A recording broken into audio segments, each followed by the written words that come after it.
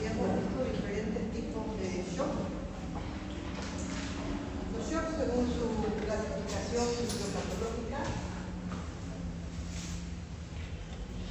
y estábamos en el cuarto tipo de shock, que es un shock distributivo. Y para esto, ya les había conversado ayer, cuando hablamos de un shock distributivo, es un problema en el cual la distribución de la sangre está alterada debido a un problema fundamental que hace que la presión arterial esté permanentemente baja, que es una vasodilatación persistente. Esa vasodilatación persistente es como si recordáramos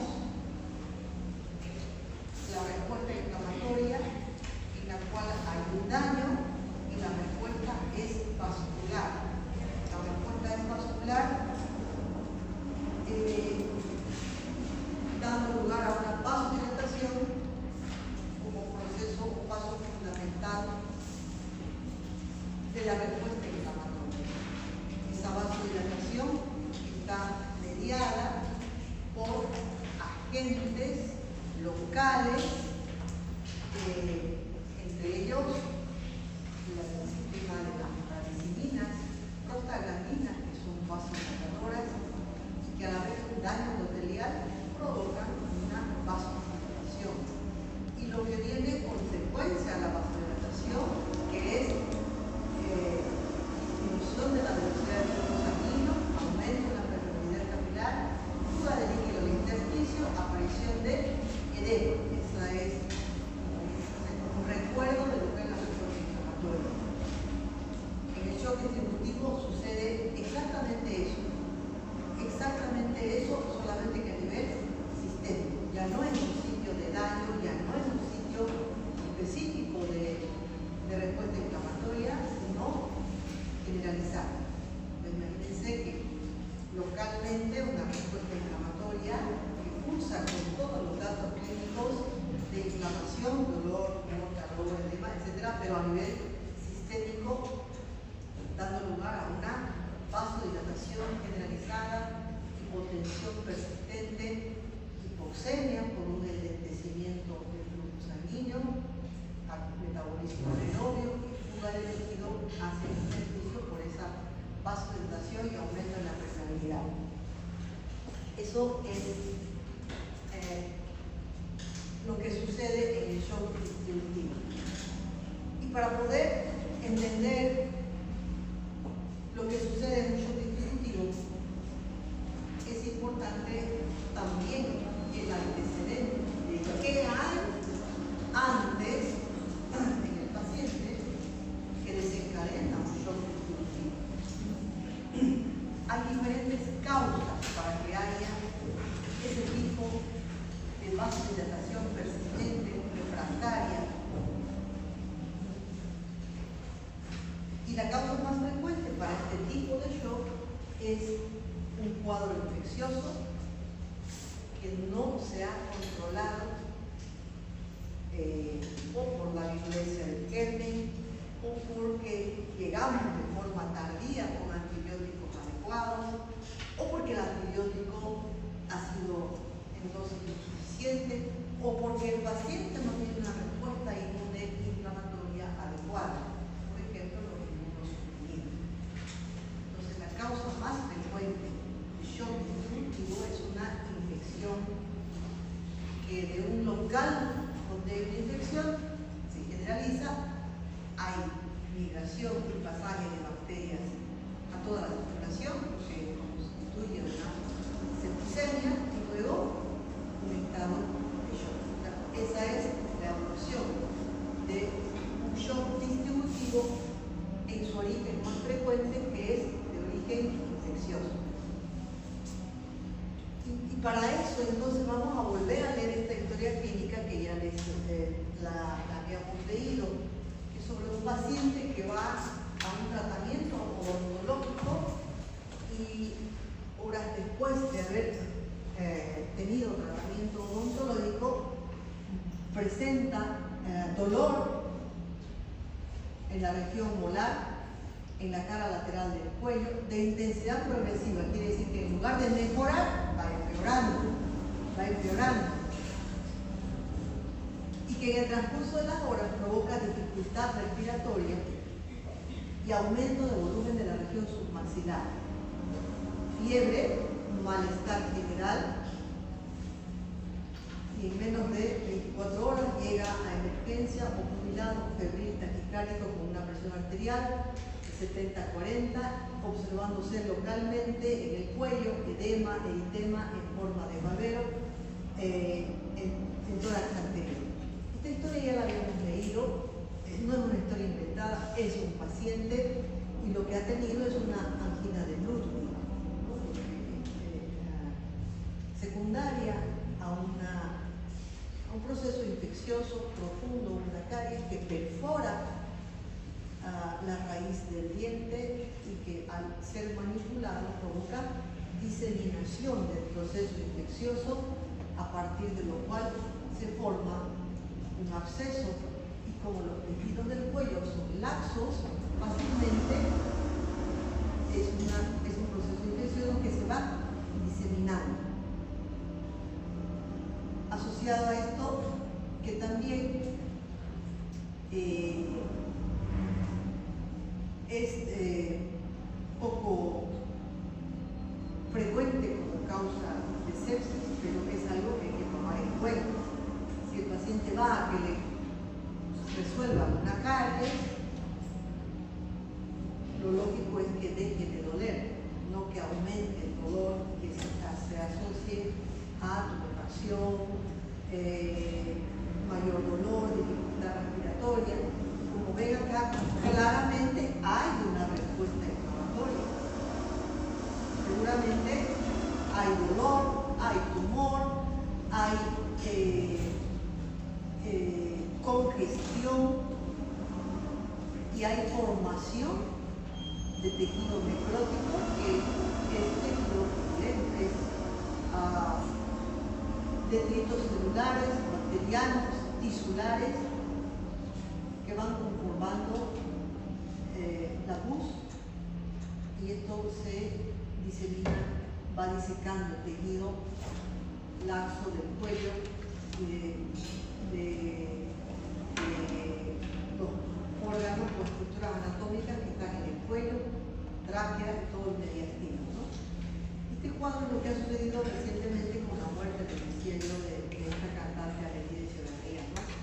No sé si han leído la descripción en realidad de lo que le pasó a esta paciente, o sea, de cómo empezó a tener dolor de cabeza y luego detectaron una tumoración, poco a poco fue perdiendo la voz, tuvo disfonía. De hecho, unos días antes se la ve en el programa que ella tiene disfonía, y llega a emergencia en estado de sepsis.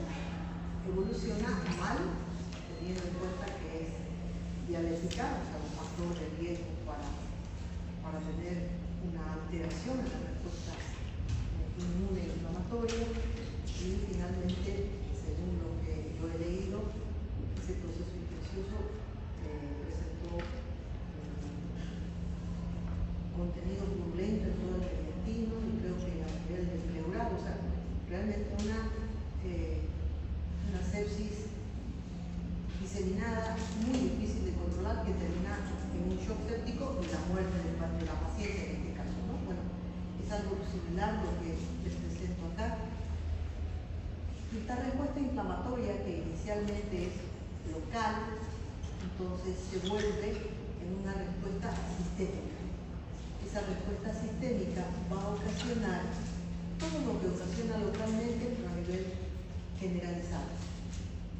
Esta respuesta entonces va a ocasionar un estado de hipotensión persistente, pero no por falta de volumen, no por falta de contracción miocárdica, no por obstrucción en la salida en la relación diastólica y el volumen sistólico, sino por un problema vascular periférico, un problema periférico, ¿no? Entonces vamos a ver este tipo de shock que es el shock distributivo, y la primera causa es la sepsis severa, que lleva a un estado de shock séptico. No es la única causa. Para que haya un estado de sepsis severa y shock séptico, obviamente han transcurrido horas, tal vez días. Nadie entra en sepsis de un momento, de una hora para otra. Pero la misma respuesta inflamatoria puede presentarse frente a una proteína extraña que entre al cuerpo y que desencadene un reconocimiento inmediato y una respuesta inflamatoria inmediata, lo que es un shock anafiláctico. Típico de aquel paciente que va y se hace colocar una penicilina, por ejemplo, en la nalga o en la enfermería, y el paciente se muere inmediatamente. Hace un shock, pero abrupto, inmediato. ¿Por qué? Por la presencia de un agente infeccioso, un agente extraño, una proteína, un alergeno, que desencadena una respuesta inmediata, pero es una respuesta inflamatoria inmediata que determina hipotensión súbita, displasia vascular, ¿no? Dando lugar a un shock. También dentro de las sustancias que frecuentemente ocasionan shock anafiláctico, en primer lugar, sí, la penicilina, ¿no? Tal vez han debido escuchar, y le pusieron una penicilina y se murió, shock anafiláctico. Pero otros medicamentos, como por ejemplo antiinflamatorios, los narcoanalgésicos, como el tramadol, que pueden ocasionar lo mismo, algunos anestésicos locales, la lidocaína, bupivacaína, son anestésicos que, por eso cuando uno va al odontólogo le preguntan, ¿no? ¿Le han puesto antes anestesia? ¿Tiene alguna reacción alérgica? Y ellos ya saben que si tiene alergia a la lidocaína o bupivacaína, que es lo que con lo que anestesia, pues, ojo, ¿sí? Buenas tardes, doctora. Disculpe la molestia, no sé si estoy con los jóvenes. Tengo permiso del doctor Pedraza. Mis hijos eran estudiantes de Derecho y Tecnología. Tenía que ser en compañía de su ejecutivo.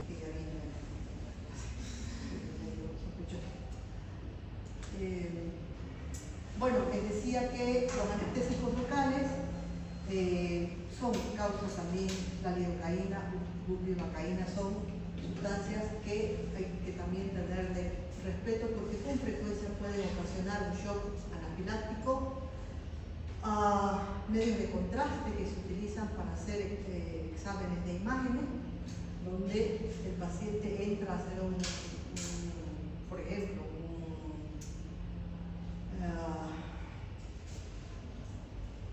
una angiografía en la cual se utilice sustancias yodadas, porque es al yodo que principalmente existe gran frecuencia de reacción alérgica, anafiláctica.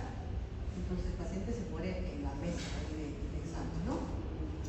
También de origen neurogénico, cuando se pierden los mecanismos de regulación cardiovascular. Vasoconstricción y vasodilatación está regulada por el sistema nervioso autónomo. Cuando se pierde esta regulación, sobre todo en qué caso, traumas intensos, dolor muy intenso que puede provocar un bloqueo de los mecanismos de regulación cardiovascular, ya sea por daño medular, trauma medular, sección medular, hay vasoplegia,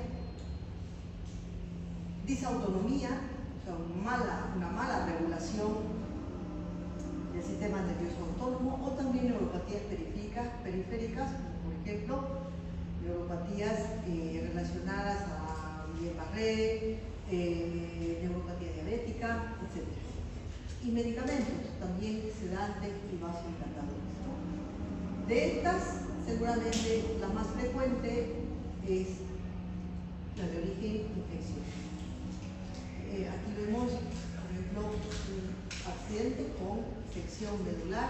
Aquí se pierde la regulación, el tono vascular, la regulación del tono vascular, porque ya no hay una adecuada conexión y no hay señales que module el sistema nervioso autónomo. Vamos a hablar del shock séptico. Ya les decía que la sepsis y la evolución de una sepsis hacia un compromiso de la presión arterial y del intercambio gaseoso a nivel periférico, el shock séptico, son una continuación de un estado que se ha iniciado con un proceso infeccioso en el cual no ha habido adecuado control o ha habido más bien un descontrol de la respuesta inflamatoria. Hay una pérdida de los mecanismos de control de la respuesta inflamatoria. Si ustedes se acuerdan, les había dicho yo que cuando hay una respuesta inflamatoria normal, hay mecanismos que inician la respuesta inflamatoria, pero hay mecanismos que terminan la respuesta inflamatoria. La respuesta inflamatoria fuera de ese contexto de inicio y fin, ya es una respuesta inflamatoria anormal. En la sepsis hay un desequilibrio entre mecanismos proinflamatorios y antiinflamatorios. ¿Dónde se encuentra este equilibrio? A nivel del endotelio vascular. A nivel del endotelio vascular, donde se produce una injuria, un daño vascular, cualquiera sea el origen, y se despiertan mediadores inflamatorios que van a dar lugar a una mayor liberación de mediadores inflamatorios y a un mayor reclutamiento de células que intervienen en la respuesta inflamatoria. Linfocitos, neutrófilos, ¿no? De esta manera hay un desequilibrio entre la respuesta proinflamatoria y la antiinflamatoria, a predominio de la presencia masiva de elementos proinflamatorios. De tal manera que se caracteriza todo esto por activación de diferentes líneas celulares, monocitos, macrófagos, neutrófilos, células endoteliales y plaquetas. Esas células que reconocemos y recordamos que son las que intervienen en una respuesta inflamatoria aguda normal. Como hay una pérdida de control, hay una producción local, pero también sistémica, de citoquinas proinflamatorias. Estimulación y activación de las proteínas plasmáticas que son colaboradoras de la respuesta inflamatoria, como son el sistema de complemento. Y el sistema de complemento, como ustedes recuerdan, tiene efectos citolíticos, o sea, va a intervenir provocando muerte celular, apoptosis celular. Activación de proteínas que intervienen en las vías de coagulación intrínseca por lesión del endotelio vascular, también extrínseca por lesión vascular y el sistema fibrinolítico. Esto ya nos lleva un poquito hacia atrás a recordar este momento en el cual se produce una coagulopatía de consumo.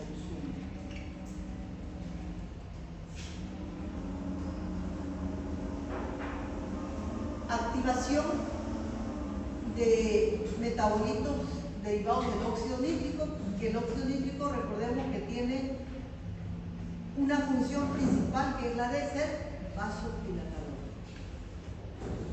Producción de mediadores lipídicos, producción de radicales libres, estimulación de linfocitos B y T y sus derivados y fenómenos de proteólisis.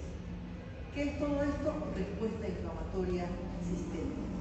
Y para recordar, entonces, esta imagen ustedes ya la han visto, ya la hemos visto en la respuesta febril como parte de la respuesta inflamatoria, y en la respuesta inflamatoria donde se producen estas llamadas citoquinas, que son mediadores de la respuesta inflamatoria. Y para recordar, frente a la presencia de un germen gram negativo, gram positivo, que tiene sustancias o en la pared o en el interior de su citoplasma, que son reconocidas como extrañas, en este caso lipopolisacáridos, que activan una respuesta inflamatoria inicial del neutrófilo. El neutrófilo, que tiene receptores de reconocimiento que permiten reconocer a esta sustancia, y en este proceso de reconocimiento se produce la liberación de mediadores inflamatorios, como son moléculas derivadas del propio patógeno y moléculas derivadas por la respuesta del patógeno a partir de estos neutrófilos. Esto hace que se desencadene una cascada de respuestas que van a ser la manifestación sistémica de una respuesta inicialmente local. Recordarán ustedes que una vez que ingresa una bacteria, en este caso, que es reconocida por el receptor del neutrófilo, se activan diferentes sustancias, y entre ellas principalmente este que se llama factor nuclear kappa B, que es a partir del cual en una reacción en cadena se van a empezar a liberar mediadores inflamatorios que se llaman citoquinas, como la interleucina 1, la interleucina 6, factor de necrosis tumoral, factor de eutrópico ciliar, interferón alfa, que son mediadores de la respuesta inflamatoria que están presentes. ¿Para qué? Para cumplir una función de detención y de erradicación de este evento inicial, que es la presencia de una bacteria. Y todos estos, sobre todo la ciclooxigenasa 6, van a dar lugar a la liberación de las que llamamos las prostaglandinas. ¿Y cuál es el efecto principal de las prostaglandinas? Es el vasodilatador. Entonces tenemos diferentes sustancias que van a ir a actuar inicialmente en el sitio de la infección o del foco de ingreso, pero luego esa respuesta se va a ir ampliando. Este es un cuadro complejo, pero bastante demostrativo de la complejidad que sucede en la respuesta inflamatoria más allá de la respuesta local, en la respuesta inflamatoria que va a llevar al shock séptico, y explica entonces que frente a la presencia de un elemento extraño se producen estas sustancias dependientes del agente infeccioso, que pueden ser endotoxinas, partículas virales, peptidoglucanos, lipopolisacáridos, que van a ser reconocidas por la célula presentadora de antígeno, por el neutrófilo, van a liberar mediadores inflamatorios, pero todo esto sucede dentro de ¿qué? Dentro del vaso sanguíneo. Todo esto sucede dentro del vaso sanguíneo. Y estos mediadores inflamatorios van a liberar o van a inducir la producción y liberación de otros mediadores inflamatorios. Y conforme se va extendiendo el proceso, se va amplificando la respuesta inflamatoria y va aumentando la liberación de estas sustancias, a la que se añaden los eicosanoides, que también son vasodilatadores, radicales libres de oxígeno y óxido nítrico.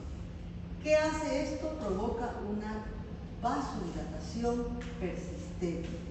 Al haber una vasodilatación persistente, hay pérdida de la unión celular, aumento en la permeabilidad capilar y escape de líquido con la intervención de todos estos mediadores inflamatorios que se encuentran en una reacción sucesiva y en cadena dentro del vaso sanguíneo. Hablamos de un vaso sanguíneo, pero esto entiendan lo que se produce en todos los vasos sanguíneos. O sea, en todo nuestro sistema vascular hay esta respuesta en un estado de sepsis y shock séptico, de tal manera que el paciente está con los efectos de una respuesta inflamatoria normal que se sale de los límites y provoca la misma respuesta pero a nivel sistémico, dando lugar a un estado de hipotensión persistente, mal intercambio gaseoso, hipoxia tisular y muerte tisular. Les remarcaba yo que es dentro del vaso sanguíneo donde se produce toda esta respuesta, de tal manera que el efecto biológico más importante de un estado infeccioso que se convierte en sepsis y en shock séptico es el vaso sanguíneo, el endotelio vascular. Porque es en el endotelio donde se producen todos estos cambios, la liberación de estos mediadores y el efecto que es la plegia vascular. Se manifiesta entonces por una marcada hipotensión con una tendencia de fuga de líquido hacia el intersticio, de tal manera que no solamente es que hay hipotensión por vasoplegia, sino que hay hipotensión porque se pierde agua y electrolitos, además de proteínas, en el intersticio, de los tejidos. Hay además un éxtasis sanguíneo donde se forman, hay un enlentecimiento circulatorio con activación de mediadores procoagulantes con formación de trombos, tanto plaquetarios como trombos leucocitarios, que agravan la hipoperfusión y agravan la hipoxia tisular. Además, hay liberación de sustancias vasoactivas que van a tratar de redistribuir el riego sanguíneo hacia lugares de mayor necesidad. Pero en esa redistribución hay una mala distribución dentro del mismo órgano, lo cual condiciona también una mayor isquemia tisular. Cuando la bacteria o el agente infeccioso es productor de endotoxinas, se inhibe la fosforilación oxidativa, dando lugar a una mayor hipoxia celular. De tal manera que el corazón puede estar sano, los pulmones pueden estar sanos, es decir, no tener EPOC, no tener ningún problema previo cardíaco o pulmonar. Hay a nivel pulmonar una adecuada oxigenación de la sangre, hay una adecuada contracción ventricular, lo que falla es la utilización de ese oxígeno y captura del CO2 a nivel periférico por el trastorno vascular. Con el tiempo, claramente, y según lo que hemos visto, llega a haber un pulmón de choque, un miocardio isquémico, es decir, ya se van complicando hacia una falla multiorgánica. Pero inicialmente, a pesar de que pueda haber un adecuado gasto cardíaco, a pesar de que haya un buen intercambio gaseoso pulmonar, no hay una adecuada utilización de oxígeno a nivel celular porque hay un trastorno celular hipóxico que altera la producción de ATP, la fosforilación oxidativa. De tal manera que si esto a lo largo de las horas se prolonga, el enfermo tiene una deuda tisular de oxígeno, o sea, hipoxemia severa, que ocasiona la muerte del paciente.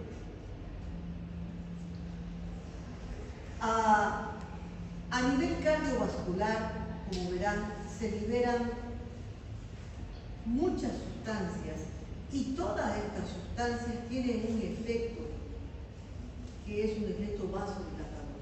Ese efecto vasodilatador está mediado principalmente por los ansiolíticos, la prostaglandina, histamina, serotonina y endorfinas, que producen ese estado de plegia que no responde en el momento en que el paciente ya está internado, se está haciendo, por ejemplo, a sustancias vasoconstrictoras como noradrenalina, como adrenalina, dopamina, que mejora la frecuencia, que tiene un efecto adrenérgico. No responde porque el efecto está anulado por la gran cantidad de estas sustancias y la gran vasodilatación. Los receptores adrenérgicos de adrenalina y noradrenalina están desregulados, o sea, dejan de funcionar normalmente y por lo tanto también contribuye a que haya como esa parálisis o plegia vascular. Esto se traduce entonces como un estado de hipotensión persistente y localmente a nivel de las arteriolas y de los esfínteres precapilares donde se regula el tono vascular, caída de la resistencia periférica total, lo cual hace que nosotros interpretemos eso o veamos en el paciente como un estado de hipotensión persistente y además refractario, que no responde ni a líquido porque se le pone líquido y se fuga al intersticio, ni a adrenérgicos porque hay una plegia, hay una alteración en la regulación vascular debido a la gran cantidad de estas sustancias vasodilatadoras. Además, con la progresión de esta situación, se produce también a nivel miocárdico una alteración donde se liberan sustancias que van a ser depresoras del miocardio, como por ejemplo factor de necrosis tumoral, factor activador de plaquetas, la misma isquemia y la presencia de grandes cantidades de óxido nítrico que afectan la contractilidad miocárdica. En etapas tempranas del shock, es decir, cuando el shock está empezando, el corazón mantiene su gasto cardíaco, mantiene su volumen sistólico, pero luego, y conforme va pasando el tiempo, entonces las horas, se produce todo este desequilibrio, lo que da lugar luego a que ya haya una falla o disminución en la contractilidad cardíaca. Es fácil entender, entendiendo la respuesta inflamatoria, lo que va a suceder a nivel sistémico. Y es importante reconocer los momentos en los cuales transita el paciente en definición. Sepsis es una respuesta inflamatoria sistémica. O sea, es la invasión o colonización por un tipo de germen que ocasiona una respuesta sistémica. Entonces, hablamos de sepsis cuando encontramos dos o más criterios de respuesta inflamatoria sistémica cuando hay un foco infeccioso. ¿Cuáles son las manifestaciones de respuesta inflamatoria sistémica? Fiebre o hipotermia. La respuesta febril ya es un parámetro inflamatorio. Y la hipotermia también es un parámetro inflamatorio. Pero a mí me asustaría más encontrar al paciente hipotérmico que hipertérmico, ¿no? Que febril. Porque han visto que hay ya una combinación al final de la vida del paciente, en la cual la temperatura ya no se regula y tiende a la hipotermia. Entonces, para mí sería muy preocupante encontrar un paciente más bien hipotérmico que febril. Taquicardia, taquipnea,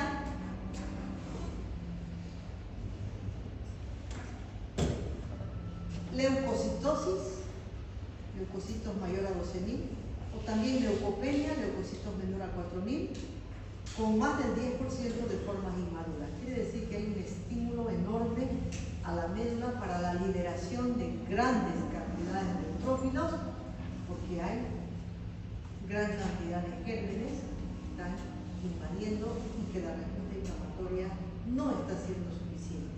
A mayor liberación, a mayor acción de neutrófilos, mayor liberación de mediadores inflamatorios, mayor gravedad de esta respuesta inflamatoria sistémica. Entonces, sepsis es la presencia de dos o más criterios de estos, y la presencia, obviamente, de un foco infeccioso como causa de la respuesta inflamatoria. Sepsis severa cuando, además de estos, encontramos signos de hipoperfusión o hipotensión. ¿Cuáles son los signos de hipoperfusión? Llenado vascular lento o, por ejemplo, oliguria. La oliguria es un dato temprano de hipoperfusión renal.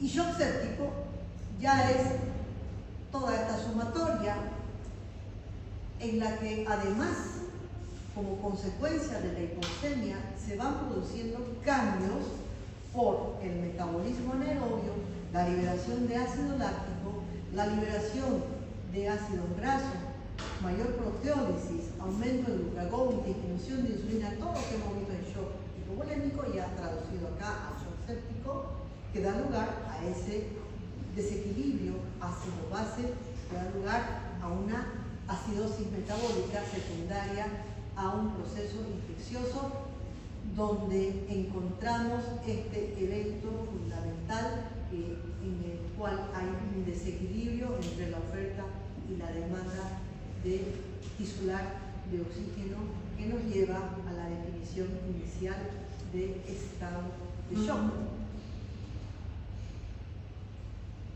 ¿Cómo vamos a poder diagnosticar un shock séptico? Obviamente, ante la presencia de datos de respuesta inflamatoria sistémica asociados a la presencia de un foco infeccioso y la presencia de hipotensión persistente que no responde a la infusión de volumen, a diferencia del shock hipovolémico. Si le ponemos volumen, va a mejorar. En este caso, le ponemos volumen y va viendo empeoramos al paciente porque se edematiza, ¿no? Hay edema pulmonar.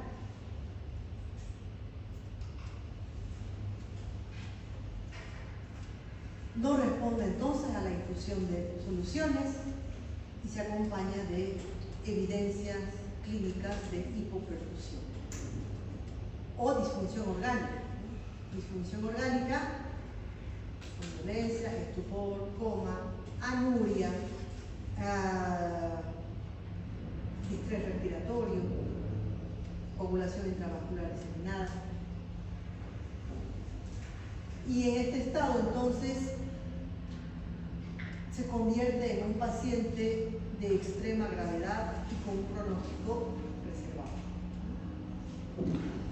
Mientras más elementos tengamos para reconocer un shock séptico, más grave para nuestro paciente y menos probabilidades de que el paciente pueda salir de esa situación.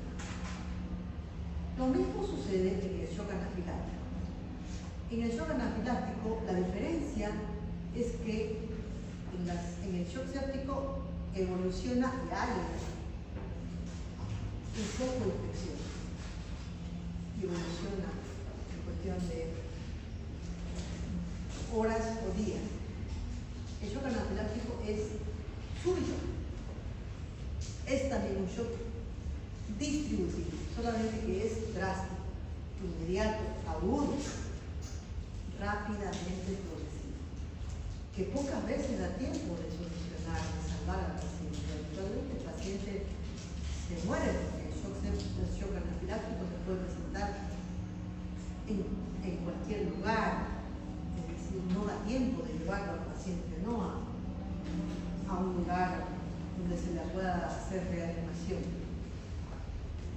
La reacción sistémica es severa, está ocasionada por un alergeno específico, o sea, una proteína, una sustancia en la cual ingresa al cuerpo y es reconocido inmediatamente por nuestras células. Se produce una rápida afección multiorgánica, lo que en el shock séptico tarda en aparecer, o sea, me refiero a horas, días, y aparece, pero inmediato.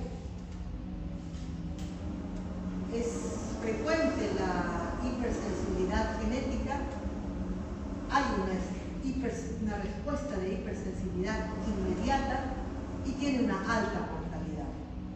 Alta mortalidad.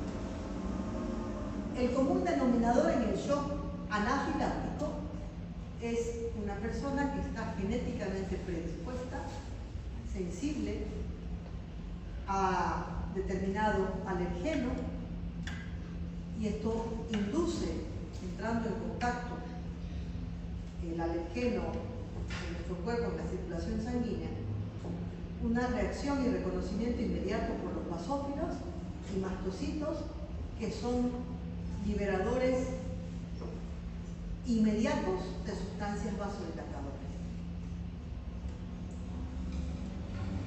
Las proteínas, las sustancias que desencadenan con mayor frecuencia un shock anafiláctico, tenemos las proteínas, cualquiera, picaduras de insectos, polen, algunos alimentos, antibióticos, anestésicos, que pueden desencadenar un shock anafiláctico.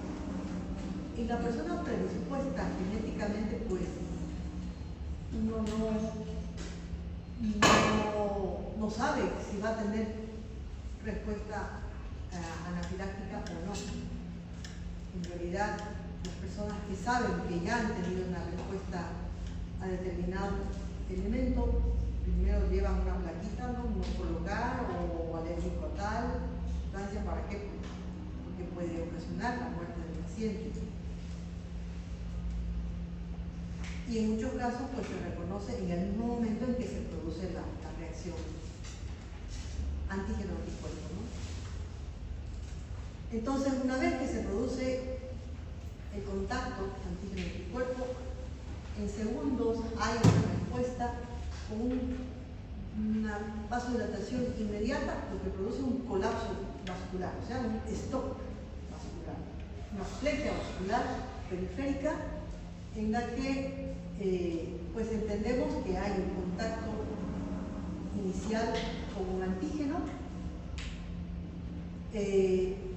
mediado por la liberación de estos mediadores a partir de los basófilos y los mastocitos, principalmente la liberación de inmunoglobulina E, y en cuestión de segundos se produce esta reacción inmediata y liberación de bradicinina, histamina, leucotrieno y prostaglandina. Característica general de estas sustancias que son vasodilatadoras. No solamente son vasodilatadoras, son principalmente vasodilatadoras, pero también hay alguna diferencia entre ellas. Por ejemplo, la bradicinina produce una vasodilatación intensa, pero además rápidamente aumento en la permeabilidad, o sea, produce vasodilatación y edema. La histamina produce vasodilatación, pero además respuesta a nivel bronquial, produce broncoconstricción. Entonces el paciente no solamente es que tiene hipotensión súbita, sino que tiene espasmo bronquial. El paciente tiene una severa dificultad respiratoria inmediata. Los leucotrienos, a través de las células CD4 y la E4, la liberación de E4, producen también broncoconstricción y aumento en la permeabilidad, que aumenta el edema. Y las prostaglandinas, que sabemos que son vasodilatadoras. Entonces hay una hipersensibilidad genética a un alergeno específico que, habiendo contacto, se produce una reacción anafiláctica donde hay una vasodilatación súbita periférica con vasodilatación, disminución de la resistencia periférica total, hipovolemia por fuga de líquido del intersticio debido a aumento en la permeabilidad, lo que caracteriza al shock anafiláctico. Este estado de shock, entonces, se manifiesta por una intensa vasodilatación, disminución abrupta también del gasto cardíaco, disminución del volumen de la precarga, del volumen central, debido a esa detención de volumen a nivel periférico. El hecho de que se produzca un shock anafiláctico tan rápido, sin embargo, siempre tiene manifestaciones previas. Si cuando se está colocando un medicamento, el paciente empieza a sentir malestar, empieza a sentir, antes de que haya vasodilatación súbita, segundos antes, digamos, empieza a sentir, se te empieza a referir algo. Eritema, se le enrojece la piel, ¿por qué? Porque hay vasodilatación. Prurito, ya sea prurito ocular, prurito en la piel, prurito en la garganta, rubor, luego angioedema, sensación de que se le cierra la garganta, y luego, bueno, ya el resto que es catastrófico, ¿no? Cianosis, edema agudo del pulmón, hipotensión severa, shock. En este contexto puede aparecer vómito, diarrea, dolor abdominal, crisis convulsiva, acidosis metabólica, hipoxemia, y aquí podemos entender que el shock anafiláctico es una emergencia médica. Una emergencia médica uno tiene que reconocer y tratar de hacer algo, dar signos, hacer algo para que el paciente no se nos muera. Algunas veces con esto, muchas veces silencio. Y requiere un diagnóstico inmediato y tratamiento vigoroso. ¿Qué se les da a estos pacientes? Se les da algo que evite la respuesta inflamatoria, ¿no? Se les da corticoides de acción inmediata. Se les da hidrocortisona, es lo que más rápidamente puede ir a bloquear la respuesta inflamatoria de forma lo más rápido posible. Y luego también, luego de que se ha bloqueado la cascada inflamatoria con corticoides, ya se le puede poner adrenalina para provocar, entre tanto, alguna respuesta a nivel periférico de vasoconstricción y mejoría del gasto cardíaco. Nadie anda ni con adrenalina ni con hidrocortisona en el bolsillo, entonces por eso es que es muy frecuente que uno fracase o que el paciente se muera fuera de un ambiente hospitalario o aún dentro de un ambiente hospitalario. Porque muchas veces la enfermera le toca su gliosador, su vialín, está poniendo y está charlando, y está muriendo, porque a veces no da tiempo de decir me estoy muriendo. Bueno, ¿eso tiene alguna pregunta? Doctora, disculpe. Entonces el shock séptico sería un tipo de shock distributivo porque Es un shock distributivo, claro. Sí, es un shock distributivo.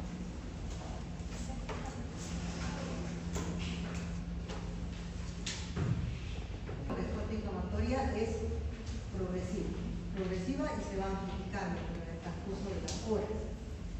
En el shock anafiláctico es inmediato, abrupto. pero Ambos producen una parálisis vascular periférica, plegia vascular.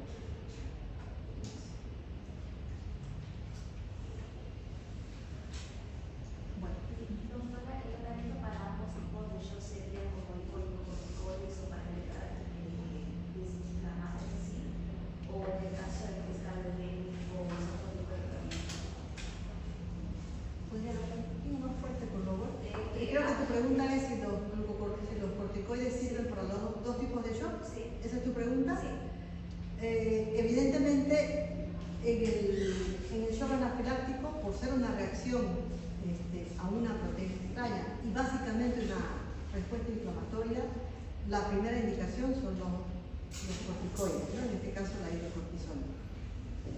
En el shock séptico hay mucha discusión, a pesar de que se conoce tanto del shock séptico, pero hay estudios y de hecho médicos que sí utilizan tempranamente corticoides, porque sabemos que hay una respuesta inflamatoria no controlada y lo que hace el corticoide es modular la respuesta inflamatoria, evitar la respuesta inflamatoria, que son los que ocasionan el infección. Pero lo primero es control del foco infeccioso. La primera indicación, lo primero que tenemos que hacer es control del foco infeccioso. Si por ejemplo es una neumonía con empiema pleural, digamos, presencia de pus a nivel de la pleura, hay que drenar. Si es un absceso, hay que drenar. Si es de origen abdominal, una sepsis por peritonitis, digamos, un apéndice perforado que ya lleva 2 días, hay que abrir y dejar drenaje, porque eso tiene que salir, ¿no? O sea, claro, y obviamente dar antibióticos. Ese es el tratamiento inicial. Pero luego que se utilicen otras sustancias, como son corticoides, sí, se utilizan, aunque no es algo que todos utilicen, pero sí tiene lógica utilizarlo. Se utilizan vasopresores, como son adrenalina, se utiliza noradrenalina, se utiliza dopamina, todos son vasopresores. Y el tratamiento del paciente hasta que vaya mejorando los parámetros, la acidosis metabólica, la hipoxemia, se lo hidrata, a pesar de que el volumen se va al intersticio en muchos de los pacientes, pero también se utiliza diurético, volumen, diurético, o sea, un manejo bastante minuto a minuto, digamos, del paciente que está en shock séptico.